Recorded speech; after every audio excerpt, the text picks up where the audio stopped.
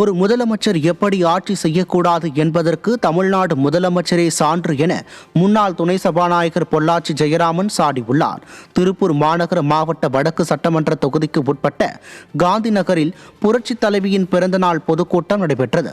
இந்த பொதுக்கூட்டத்தில் அதிமுக மாநகராட்சி எதிர்க்கட்சித் தலைவர் அன்பகம் திருப்பதி, மாநகராட்சி எதிர்க்கட்சி கொறடா கண்ணப்பன் உட்பட அதிமுக நிர்வாகிகள், பொதுமக்கள் என ஏராளமானோர் பங்கேற்றனர். கூட்டத்தில் பேசிய முன்னாள் துணை சபாநாயகர் பொள்ளாச்சி ஜெயராமன், 4 ஆண்டுகால திமுக ஆட்சியில் மக்கள் சொல்லண்ணா துயரத்திற்கு ஆளாகி உள்ளனர் என்று தெரிவித்தார். இந்த திமுக ஆட்சியில இன்னைக்கு வீட்டு வரி உயர்வு, சொத்து வரி உயர்வு, தொழில் வரி உயர்வு, எல்லாமே உயர்வு உயர்வு உயர்வு உயர்வு. மக்கள் வாழ முடியாத சூழ்நிலை. ஆனா இவ்வளவு பணமும் வந்து 4 லட்சம் கோடி புதிதாக கடன் வாங்கியிருக்கிறார்.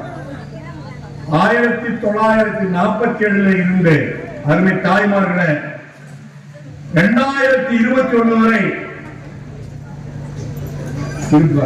1947 இருந்து 2021 வரை வாங்கப்பட்ட கடன் 5,30,000 கோடி. இதுவரைக்கும் இந்த 4 ஆண்டு காலத்துல வாங்கி இருக்கிற கடன் அருமை தாய்மார்களே ஸ்டாலின் மகன் உதயநிதியும் வாங்கியிருக்கிற கடன் எவ்வளவு தெரியுமா? 60 வருஷம் வாங்கின கடனை 4 வருஷத்துல சண்டால போனங்க.